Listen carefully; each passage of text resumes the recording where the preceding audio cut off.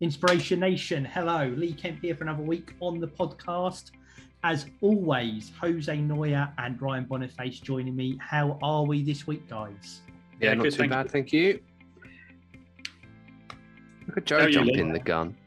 I'm trying to get rid of that foreign correspondent title you keep giving me. So I changed it round as well. I normally say Ryan then Joe. Maybe that confused you. I could see that being the case. I don't know. So we're good. It's the theme of the day. That's what I like to hear. Thank you, everyone out there, for listening. Follow us on social media at Listen to IN, Listen TOIN. We, of course, on all podcast platforms. On YouTube, just search for Inspiration Nation Jose Neuer and search the same on Instagram to join us. I would say each and every Tuesday, but this week it's actually Wednesday. But normally Tuesday at 8:30 we are live. I realised last week as well, guys, I kept saying Tuesday at 8:30 and we were actually recording on a Monday. So we were just... I was all over the place last week. I love the accountability piece there, Lee. Well done, you. So the subject for inspiration this week falls on my good self. So what I'd like to do this week is a little bit of a thought experiment, which means I'm going to throw out a concept for discussion, even though I'm not completely sure I do or don't buy into the idea. And for the context, if you like, because I start a story with a story, there's something I've referenced over numerous podcasts where I've used something that Joe regularly talks about, which is the Maslow hierarchy of needs. For those that don't know, this is where it's a pyramid of your needs where you stack one above the other. I can't remember exactly how it goes, but you've got your basic things like food, shelter, security. And, you know, when that's fulfilled, you go up a next level to luxury, whatever it is, blah, blah, blah. The pyramid goes up in your needs. And I have a concept in my head where if I'm particularly stressed, I actually find that deliberately becoming hungry and then satisfying that hunger kind of calms down how I'm feeling of things. So I've kind of taken my needs down the pyramid a bit, if you like, and then start to build myself back up again, which is a bit of a concept I kind of have in my head myself. Whether it really works or that or not, I don't know. Might be a placebo thing, but it's a way in which I use that to help me cope with I suppose, stress and stuff like that. So in a similar way, I want to talk about ways in which we reward ourselves or that we motivate ourselves, and it's through the use of ambition. So the title for this week is what does ambition mean to do? What is ambition? Something along those lines, but about ambition, because I think ambition means different things to different people. Right now, Elon Musk has very different ambitions to say that I have. Doesn't mean that mine are any less meaningful to me than his are to him. His is more about going into space. Mine are much smaller things. In particular, this year was about getting my garden all up and running and looking good. So there's different things. I mean, different things to different people, but you have a reward structure behind it. I think it's an easy trap to fall into when you start talking about ambition, that it's very, very lofty. In fact, I'm going to start, before we delve deeper in thought experiment, to you gentlemen and ask, what does ambition mean to you? When I say that, when I talk about ambition, what does it make you feel or think? You'll go, Ryan?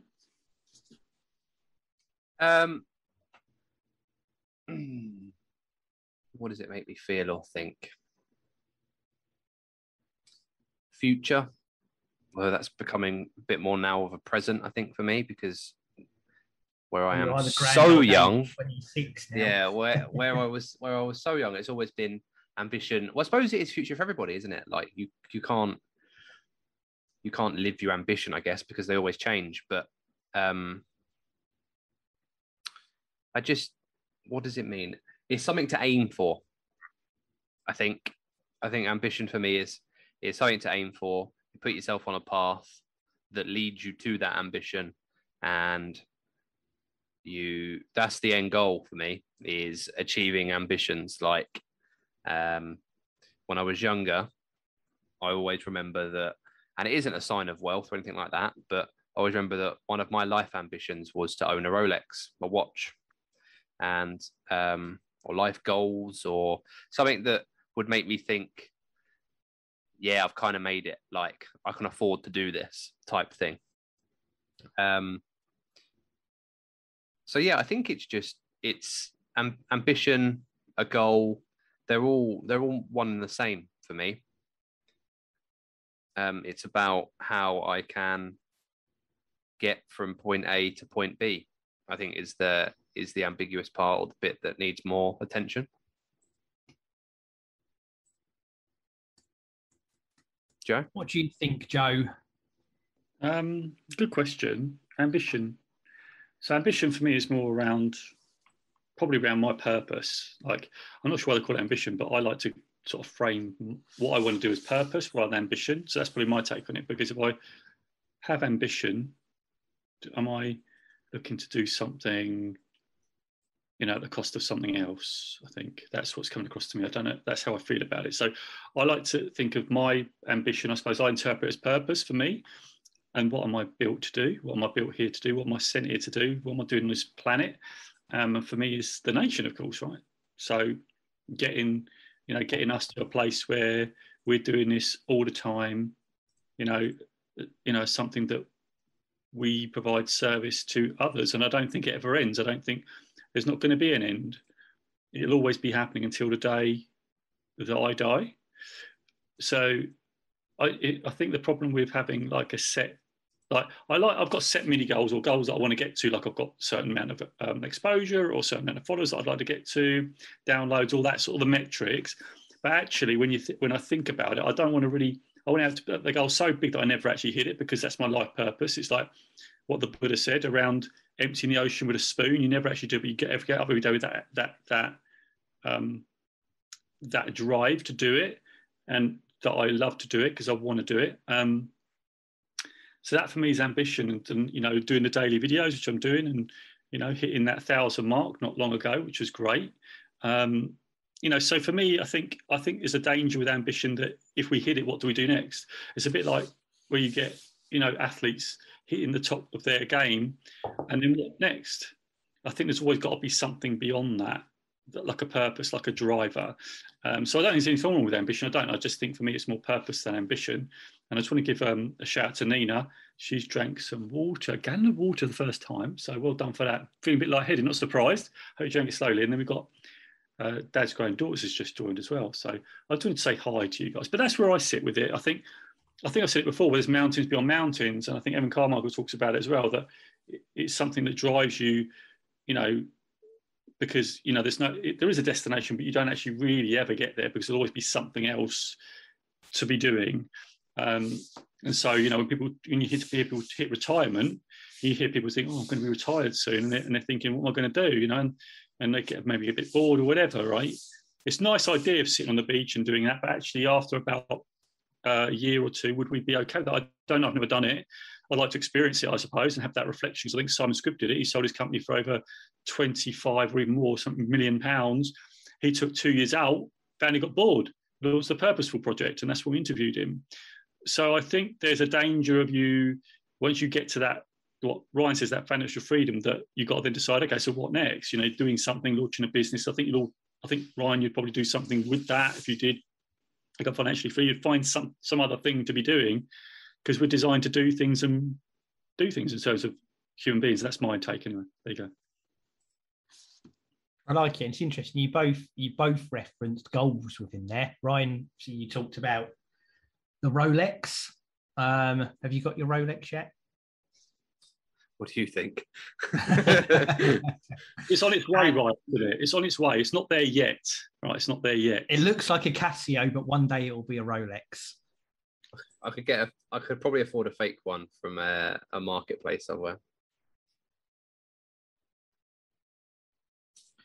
So, and I do think, and you touched on it, Joe, about where do you go when you've reached that ambition. You use the Simon Scribb example, they use the athlete thing. I do think there's a bit of a difference, and you both reference ambitions, goals for me. Some examples from when I was looking up the word ambition earlier, and I say this because people refer to me as being ambitious, and I don't think it's something I consciously do. It's just like a tag people attach to people. But you've got definition of it is a strong wish to achieve something. So examples in the lines he's got, his ambition is ultimately to run his own business, or he's already achieved his main ambition in life, to become wealthy, a bit like your Rolex thing, Ryan, and exactly like the Simon Scribb example you gave there, Joe. And you've also got the other end, where one example it gives is example of sentences, she doubts whether she'll ever be able to fulfill her ambition. So the bit about my thought experiment here and my motivator is, what if you change the focus, and what if you made your ambitions very, very small? So it's not a goal, it's not a tick off on the list. What is your ambition that drives you to do something? Instead of being, like those examples I gave there, to run my own business, what if my ambitions today, one of them was to record a really good podcast? And I woke up in the morning and I wrote down 3 ambitions for the day. We all know fully well, and before Joe gets carried away, there's no way I'm actually going to write these down because that's not the way I work. But what if there was a conscious thought of, rather than long-term ambitions, what are my small ambitions for the day? What are the things I want to have achieved during this day?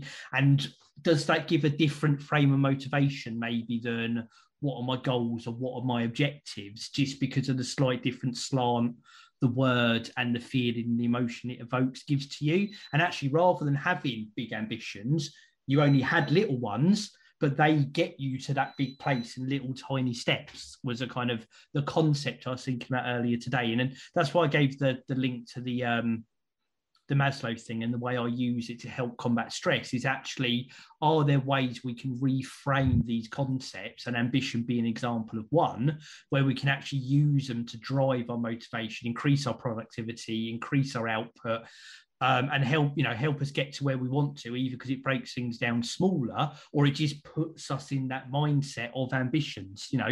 I might end up, again, I referenced a garden earlier. What if by the end of the week I wanted my garden to be looking perfect? And then you said, Joe, what's next? I still want to have those 3 ambitions tomorrow. So I start adding to the list, and I start pushing things forward. And it's all through that lens of achievement rather than anything else. Yeah, I would like that. It also reminds me, like when I do my journaling, so I set an intention. So I suppose it's sort of along the similar lines. So I intend to, I do the videos every day. So that's my intention every day. One of my intentions, or as you put it, Lee, ambitions are to record a video a day. That was my minimum. I had that, we were talking about in the podcast. Well, I have a minimum thing that I have to do with Inspiration Nation per day. And it's got to be, that video has got to happen at the moment. Right. And so I set an intention. I also set other types of intention, or in your frame, if we frame it in that way, ambition to be present, to make an effort to be happy, to be kind. And can I do that? Can I do that throughout a day? If I do that? And so I set that, and I say to you at the end of the day, and Lee doesn't do the writing down, but I do the writing down. I reflect in the day, what went well, so I can write down. The other thing I could do, I could link it to those, but I don't ever do that. I just review what went well. I said, what could I improve and what went well? So actually, I could probably link back to, was I present? Was I happy? Was I kind? And you could probably link that back if I wanted to do that exercise. So similar to that thing you were saying about the daily thing, about we could review our day and think, okay, what ambitions did we hit today? Or, what are the intentions? Was I intentional? So for me, I think that works really well. And I think Jordan Peterson had a really good point about it. He says, there's another frame of thought around goals and big ambitions is, if you set something too big and you fail it, you can sort of fall into that, I didn't hit it, and then you get disillusioned. Whereas I quite like the big goal you're not going to hit, because you've always got something that you're striving towards. But for other people, it might be that you need to set that really tiny, not tiny, but that daily. And daily, it could be something moderate. It could be a daily thing. It could be something really small that you'll have done in the first hour of the day. But what can you frame as an ambitious achievement for the day for yourself? Yeah, and that daily thing. So it could be, to do that video. For some people, that'll be a challenge, right? And Jordan Peterson framed it in a way that you make yourself, goals that you can hit, or ambitions that you can hit, because that gives you that momentum. It gives you, I've done it.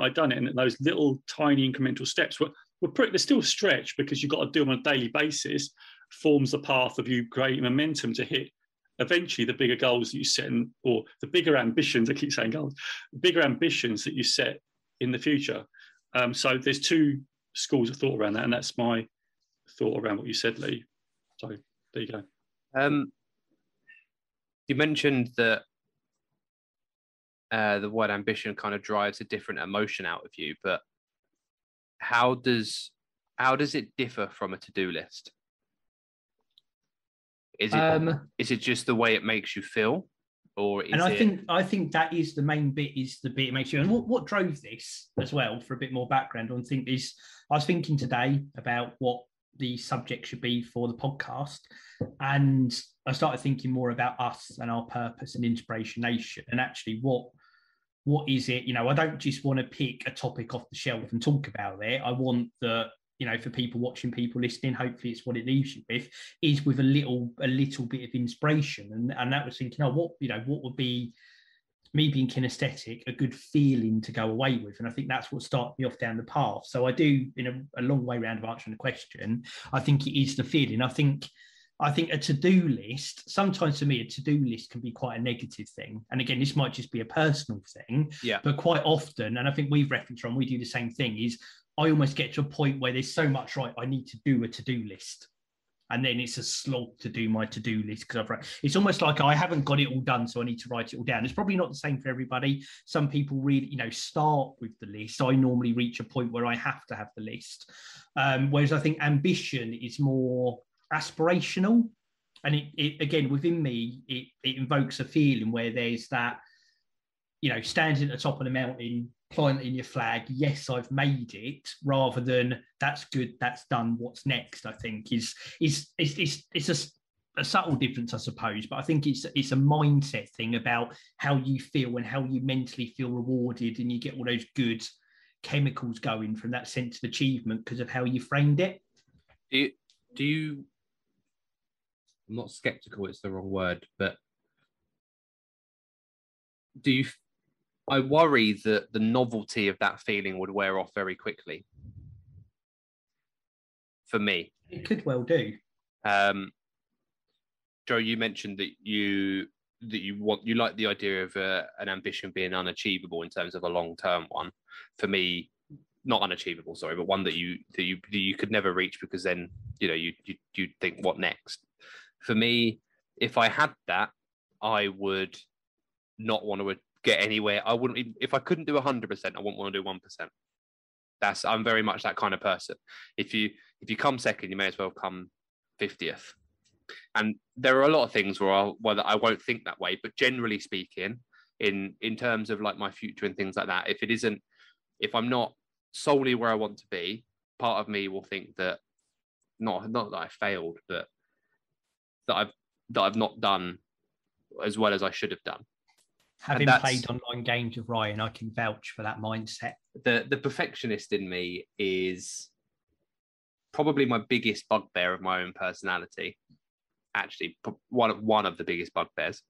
But it isn't perfectionism, because there are a lot of things that I do go, yeah, that's all right, and kind of let myself get away with.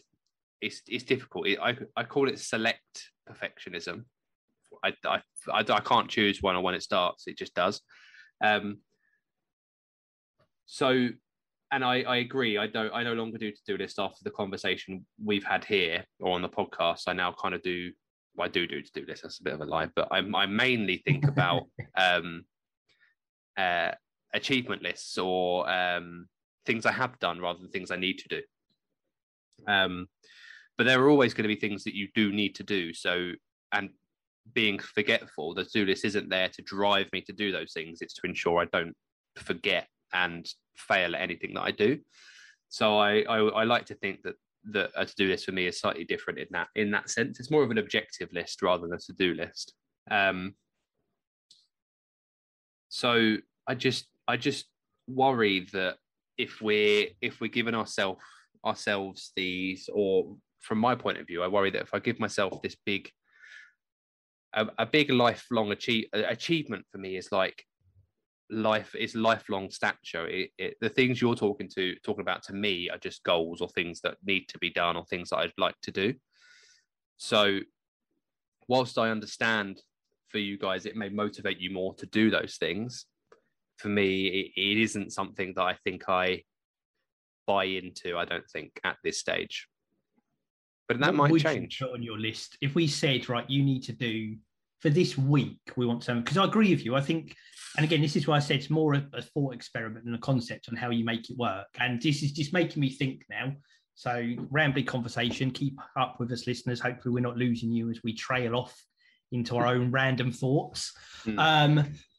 But there's an advert I hear on some podcasts I listen to, which are they're mainly American, so they're American focused adverts, and it's this one for a home insurance company. That's all it is, and their concept is about bundling policies. But they always say, "Oh, you must rent or own your home," and I bet getting it done is hard work. But what's not hard work is putting your insurance with us, and it always grates on me on that bit where there's sometimes a bit where, as a society, we glorify, we've talked about this loads. Oh, I'm so busy. It's such hard work. Oh, you almost minimize yourself or limit what you can do because you layer up how hard everything is that you do day to day, almost as a default, almost without thinking about it. Because I dare say there will be millions of people out there that won't even have a concept of running their house as being hard work until someone says, I bet it's hard work. And they'll go, God, you know what it is? Ooh.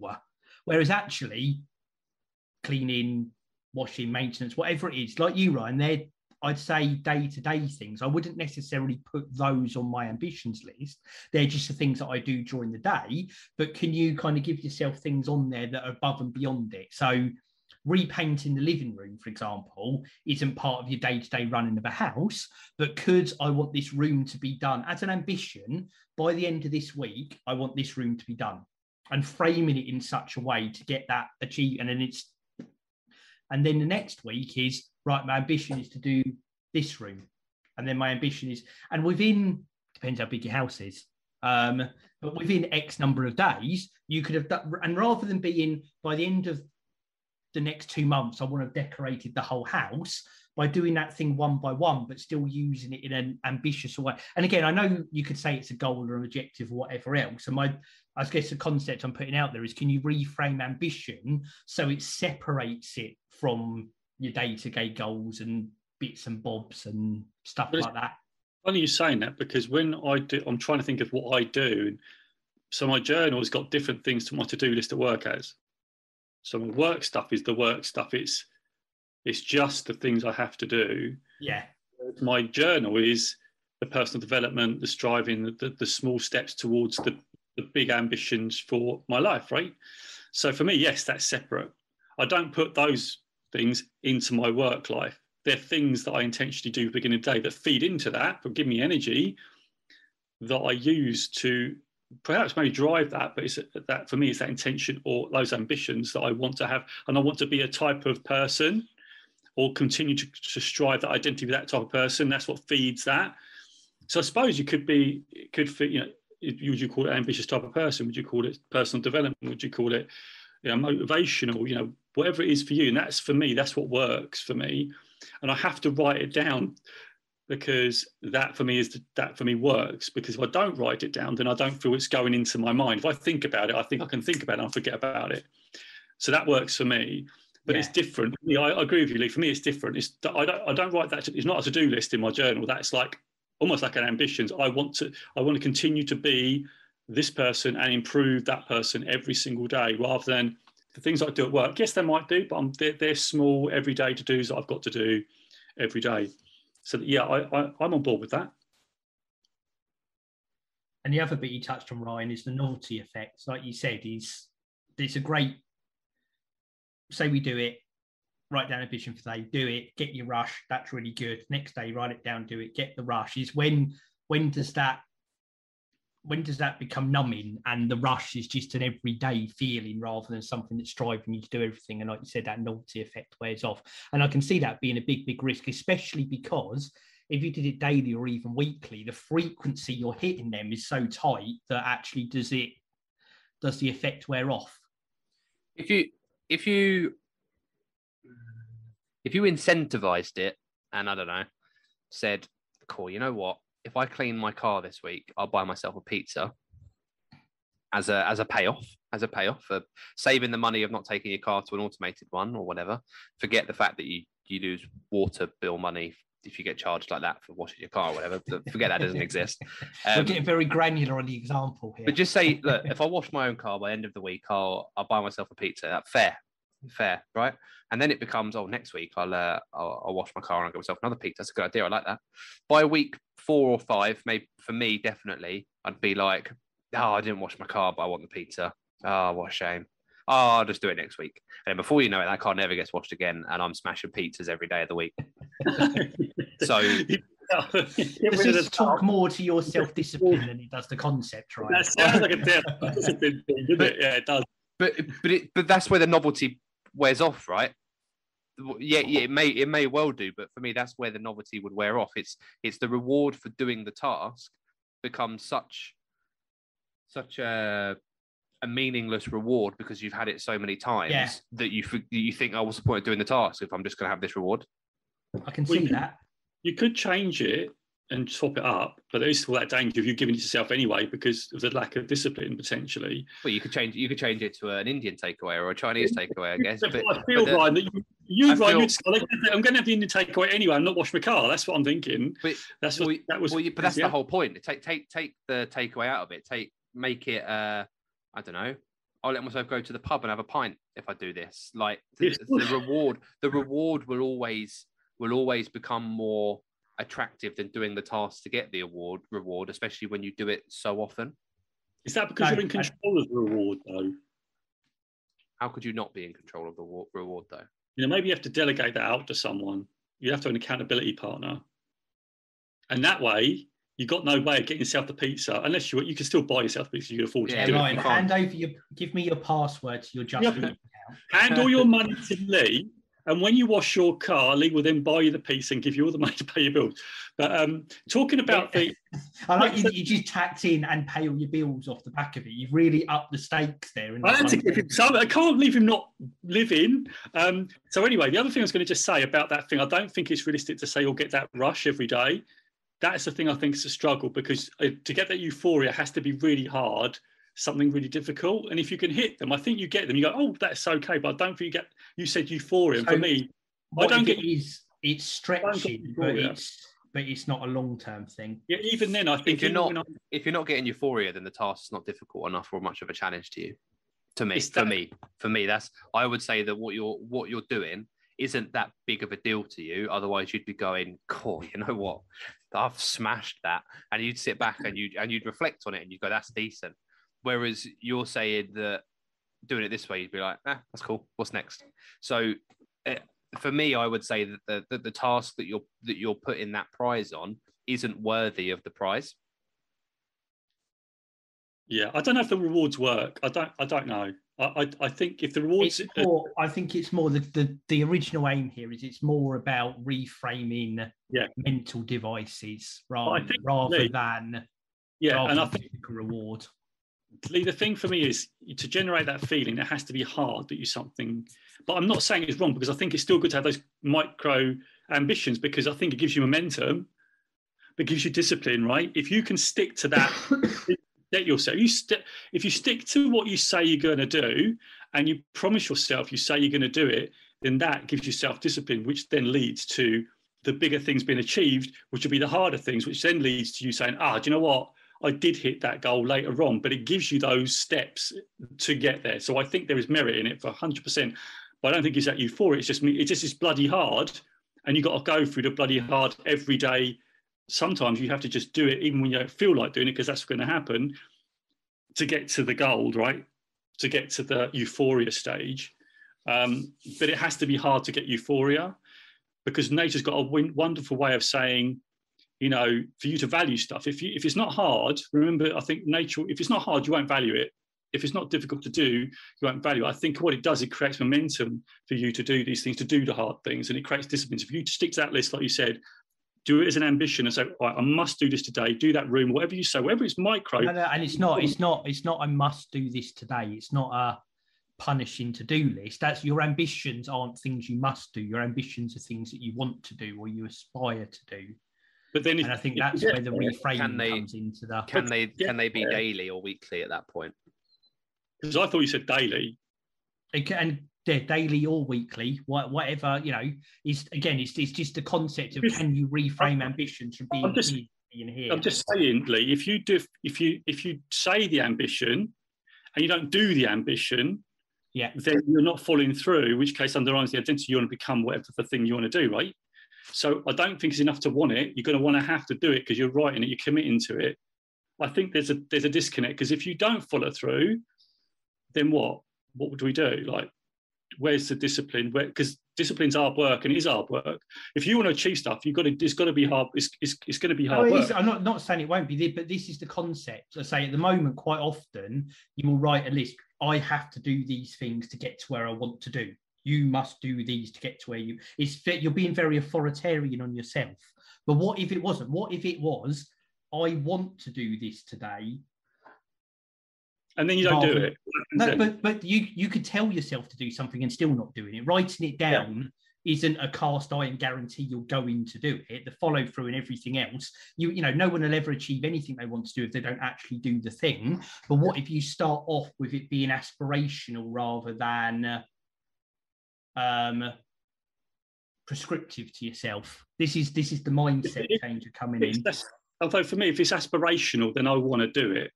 For me, like, if it's aspirational, I want to do that. I want to do it because I want the feeling. If it's something that I want to do and I'm going to make sure I do it, like daily video, sometimes I don't want to do it, but the fact that I now got to 1,000, that for me is like, if I'd look back and I go, flipping out, I'd never thought I would do that, right? But that comes from the daily aspiration, whatever you called it, of doing the work and making it happen. If I don't do that, that's not going to happen, right? And that's the thing I'm struggling with at the minute.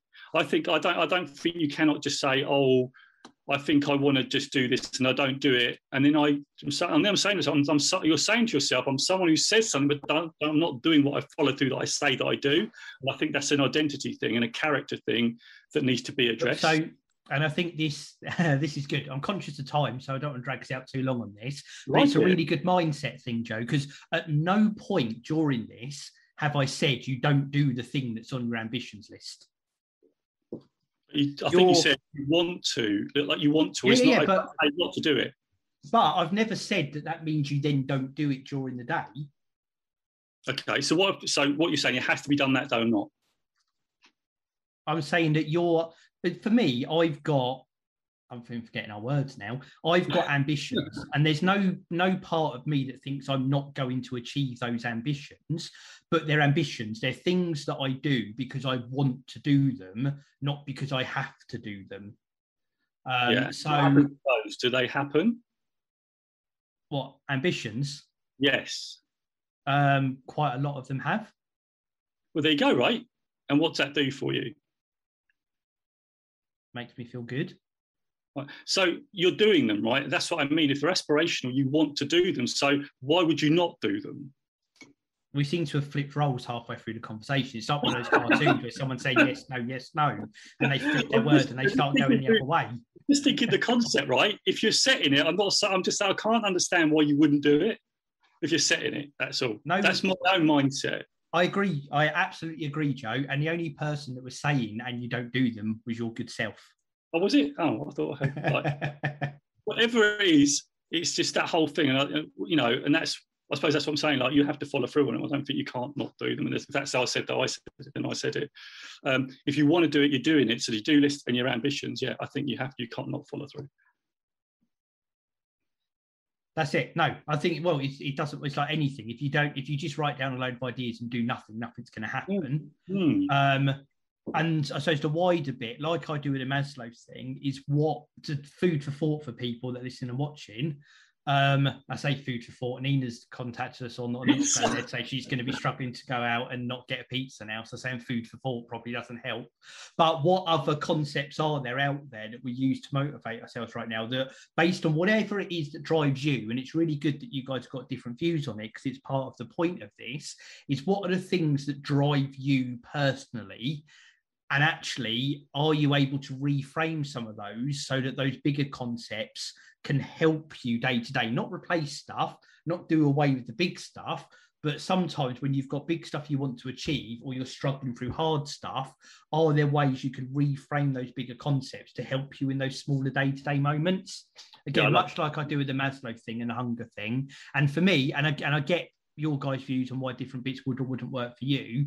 For me, because of how the word makes me feel, having ambitions rather than goals or to-do list, I'm going to have, it might not work, but I'm going to have a go at reframing how my mind is around that, just to see that, again, it's not really going to, I'm not going to do more or less, but am I going to feel different as I'm doing that? And that's, I suppose, part of the point in the little experiment I want to do. we'll wait for that experiment to come through then, Lee. I'll be looking forward to and seeing. I might do an update on 3 weeks time from now, and we'll see how it's gone. And I might say, oh, it's brilliant, it's changed my life and I'm going to write a book.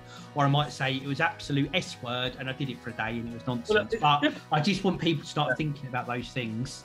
Really much more conscious thing, reframing an NLP type concept. That's really it. Good. And I love a bit of NLP. Right, we've got less than a minute to go. So thank you everyone out there for listening, watching, downloading. Listen to IN at Listen to IN. Did that all wrong. Head over to the website inspirationnation.org.uk. We really appreciate you, and we'll be back again next Tuesday. Any final words before we cut off from our recording, guys? No, it's going to be cut off and we better finish. 3, 2, 1. Inspiration Nation. Catch you guys later. Catch you guys later. Bye.